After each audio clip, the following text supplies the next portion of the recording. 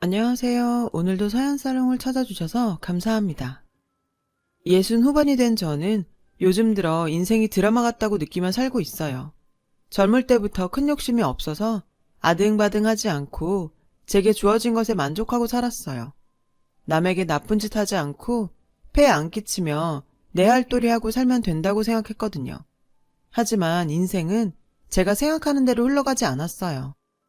남들만큼은 하고 살았다 자부했는데 힘든 날들이 닥쳐왔거든요. 그때는 어떤 긍정적인 말도 소용이 없었고 내가 현실적으로 살지 못해서 이렇게 됐나 후회가 되더라고요. 전쟁 같은 시간이 지나고 어느 정도 안정을 찾고 보니 이제야 누군가에게 제 이야기를 하고 싶어졌어요. 저는 황혼의 좋은 남자를 만나 재혼을 했고 현재 서울 근교에서 살고 있어요. 지금이야 건물도 가지고 있고 부족한 거 없이 잘 살고 있지만 이렇게 되기까지 저에게는 한스러운 세월들이 있었어요. 제가 잘해서 풍요롭게 사는 건 아니라서 남은 생을 감사하며 살려고 해요. 저는 돈 버느라 홍기를 놓치고 연애도 못 해본 채 나이가 들어서야 저 좋다는 호라비를 만나 결혼을 했어요. 남편은 전부인과 사별을 한 뒤에 남매를 키우고 있었죠. 우리는 제가 다니던 공장에서 만났어요. 당시 남편이 제가 일하던 공장에 자재를 납품하고 있었거든요. 사무실에서 저와 몇 번 마주친 뒤로 제게 마음을 뺏겼다며 고백을 하더라고요. 남편은 아내 없이 혼자 두 아이를 키우고 있었어요. 6살, 4살이던 아이들은 걱정과 달리 저를 잘 따랐죠. 내심 저를 싫어하면 어쩌나 걱정했는데 살갑게 저를 엄마라고 불러주더군요.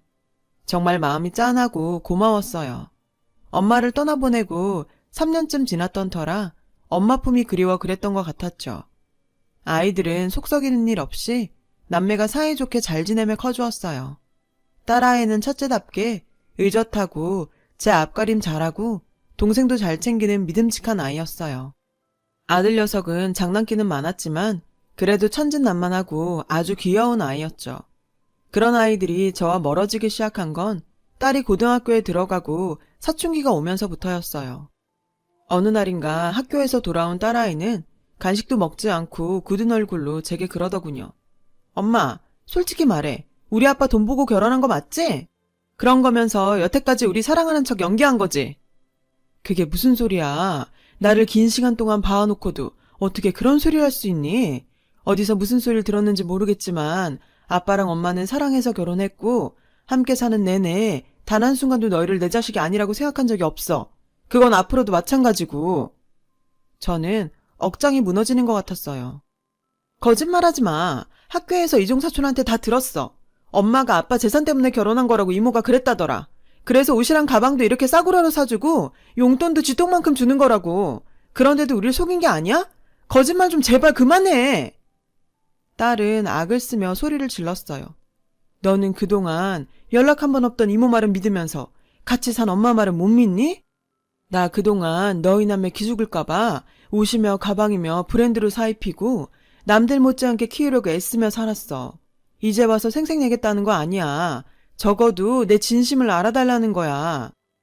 그러자 딸아이는 오히려 화를 내더군요. 그렇게 걱정되면 용돈이라도 올려줘.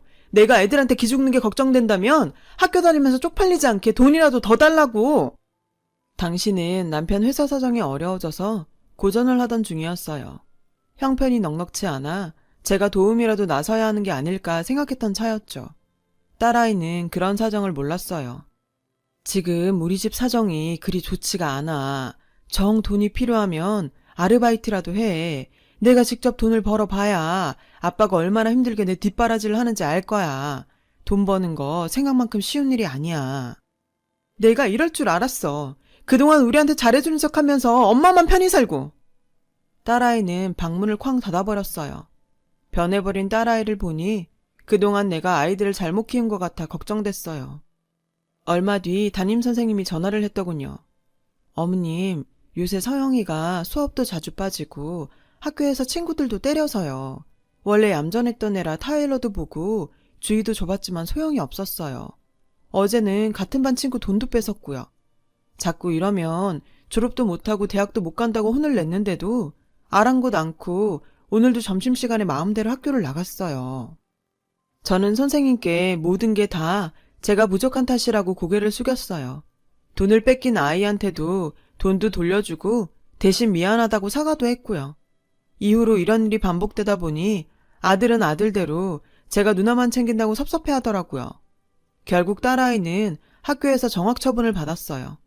그런데 얘가 차라리 잘 됐다며 학교를 그만두고 돈을 벌겠다더군요. 엄마, 너 이러는 거 이해가 안 돼. 고등학생이 돈을 벌겠다니. 그래도 졸업은 해야 할 거 아니야.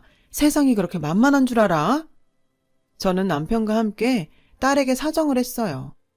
그 마음을 알았는지 딸애는 고등학교는 졸업하기로 했어요.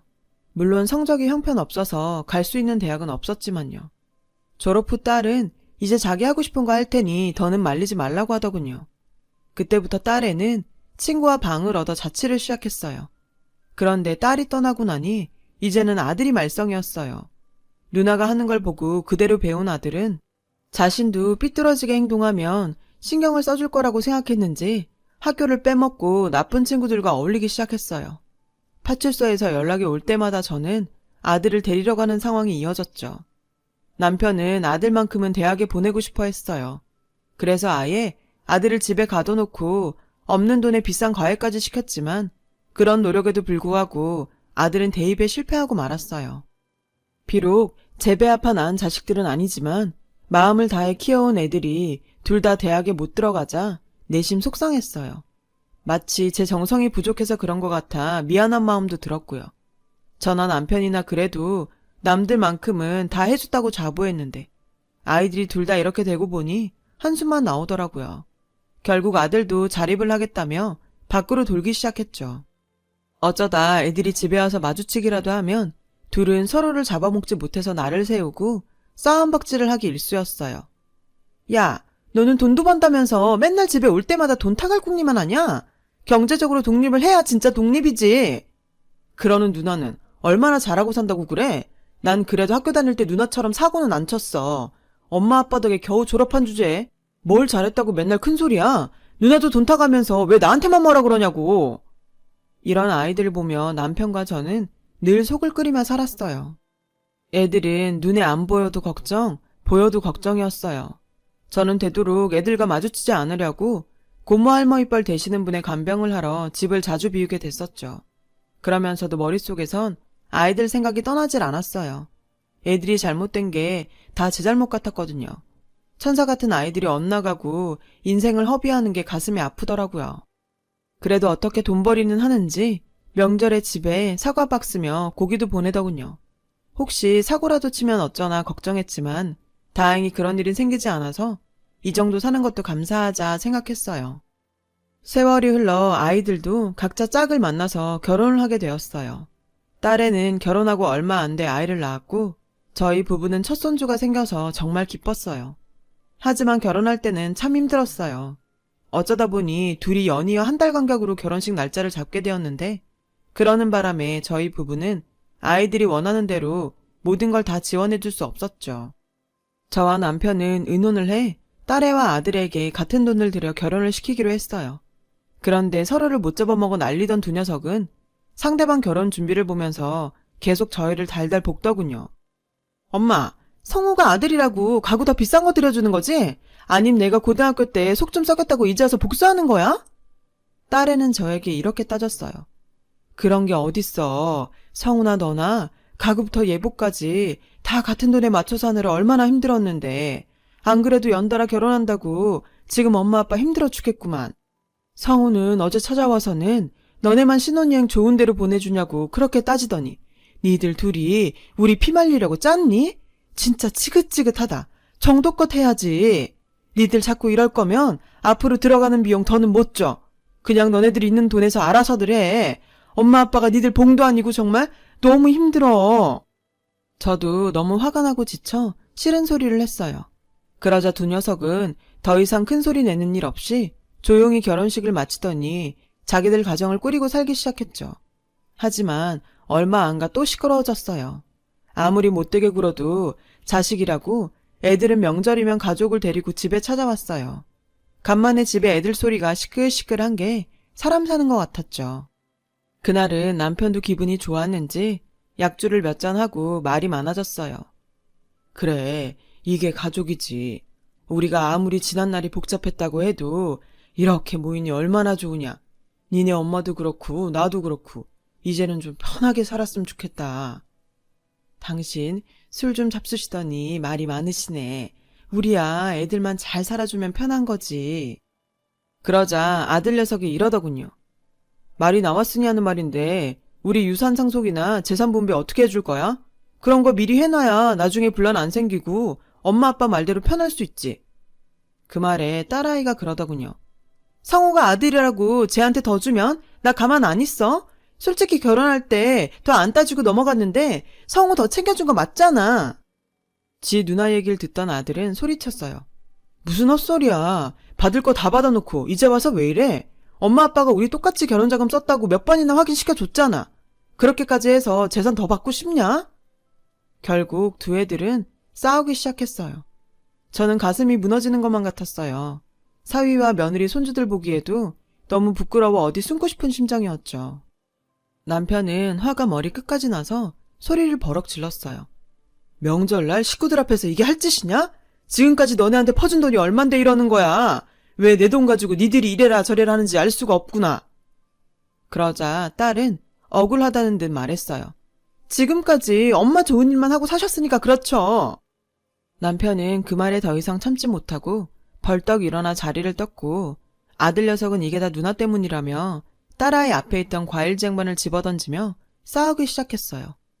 둘은 서로 언성을 높이고 치고 박다가 집 밖까지 나가서 싸웠고 그 바람에 옆집 신고를 받은 경찰까지 오게 됐죠. 저는 너무 화가 나서 한마디 했어요. 니들 이제 집에 오지 마. 명절이라고 이것저것 사들고 오는 것도 하나도 안 반가워. 부모 망신 그만 시키고 당장들 나가. 그날은 정말 최악이더라고요. 이건 불행의 시작이었다는 걸 그때는 몰랐죠. 불행은 얼마 안 가서 닥쳤어요. 연말을 앞두고 남편과 저는 조용한 곳에서 식사를 하기로 했었죠. 애들도 찾아오지 않고 남편도 일이 바쁘니 둘이서 한 해를 기념하며 식사나 하자고 한 거였어요. 그런데 약속 시간에 칼 같은 남편이 1시간이 넘어도 식당에 오지 않더라고요. 전화를 계속해도 받지 않았고요. 결국 저는 식당에서 나와 집으로 돌아가고 있었어요. 그때 병원이라며 전화가 왔어요. 임정섭 씨 가족분 되시나요? 여기 병원 응급실인데요. 임정섭 씨가 길에서 호흡곤란에 쓰러지셨는데 위독한 상태입니다. 그 말에 허둥거리며 택시를 잡아 타고 병원으로 갔지만 남편은 이미 저 세상 사람이 된 후였어요. 남편은 저를 만나러 회사에서 나오다가 길에서 가슴을 움켜쥐며 쓰러진 거예요. 식당과 회사가 가까워서 걸어오던 중 생긴 일이었던 거죠. 어쩌자고 이런 일이 생겼는지 남편이 마지막까지 일만 하다 간 것 같아서 저는 모든 게 허탈하기만 했어요. 장례식장에 넋을 놓고 앉아있는데 애들이 저를 부르더군요. 딸아이는 서류들을 제 앞에 내놓고는 엄마, 그동안 아빠 만나서 편하게 잘 살았잖아. 그러니까 이제 그만 아빠 재산에 욕심내지 말고 우리한테 넘겨줘. 안 그럼 우리도 가만 안 있어.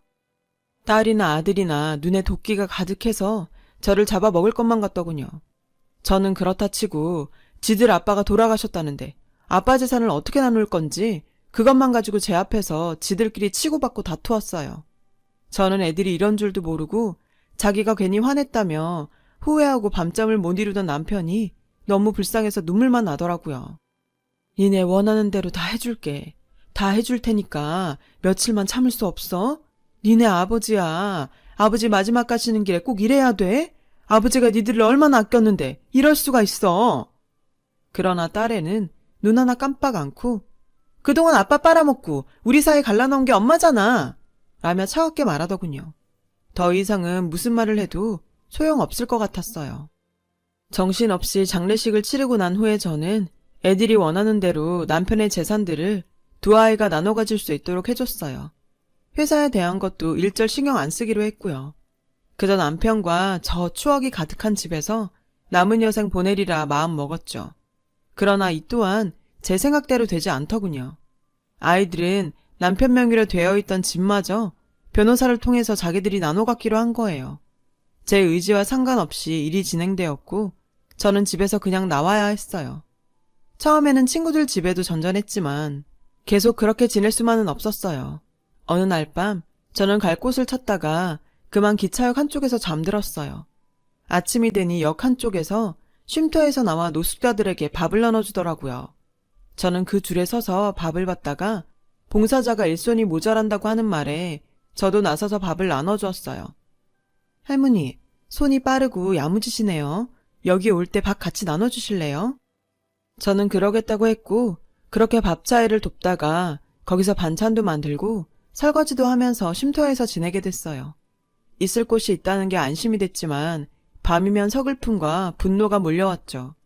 그렇게 1년쯤 지나고 언제나처럼 기차역에서 밥을 나눠줄 준비를 하는데 어떤 말쑥한 신사분께서 제게 아는 척을 하시더라고요.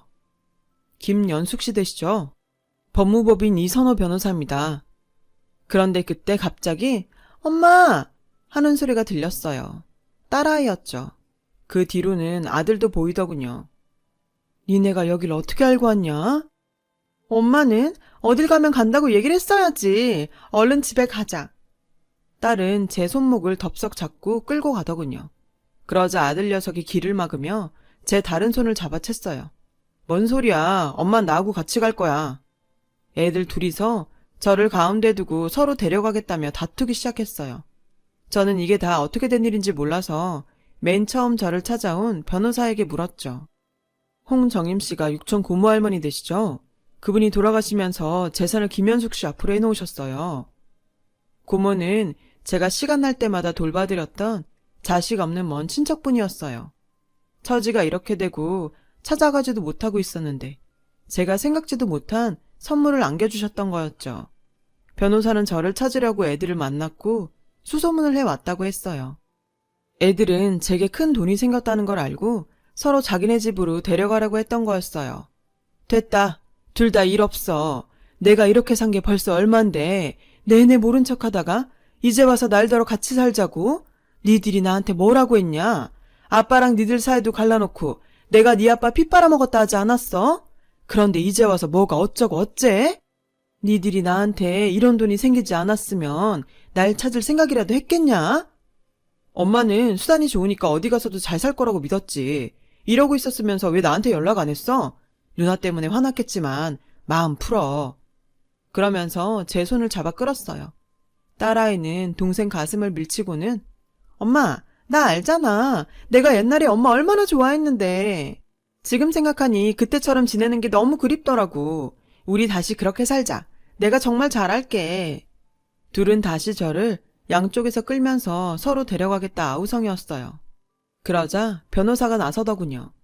이건 전적으로 김현숙 씨 본인 의지에 달린 문제예요. 김현숙 씨는 홍정임 씨가 살던 집도 남겨주셨으니 거기로 가셔도 됩니다. 저는 애들의 손을 거칠게 뿌리쳤어요. 됐다. 다 필요 없어. 진짜 돈이 징그럽다. 니들한테 해줄 만큼 해줬는데 돈 때문에 날 기생충 취급하면서 몰아내더니 이젠 돈 때문에 나를 붙잡아? 대체 그 돈이 얼마나 되길래 그래? 알고 보니 육촌 고모 할머니는 서울의 건물 3개와 많은 예금과 집과 주식을 남겨주셨더라고요. 건물들을 공시가로만 쳐서 계산해도 전부 다해 200억은 되겠더군요. 그래, 그 큰 돈이 나한테 들어온다니까 서로 날 붙잡겠다는 거냐? 니네 보자보자니까 정말 너무하는구나. 하긴 남편이 살아있을 때도 나한테 할 말 못할 말 다 했는데 남편 없으니 내가 얼마나 우습겠냐. 이 자리에서 못 박아두는데 너네한테 한 푼도 안 줄 거니까 그렇게 알아. 저는 그렇게 소리를 냅다 질렀고 애들은 저를 흘겨보더니 말없이 돌아갔어요. 저는 건물들을 처분해서 저에게 일과 잘 곳을 제공해 주었던 쉼터에 모두 기부를 하고 고모 할머니의 집과 예금으로 남은 여생을 보내고 있어요.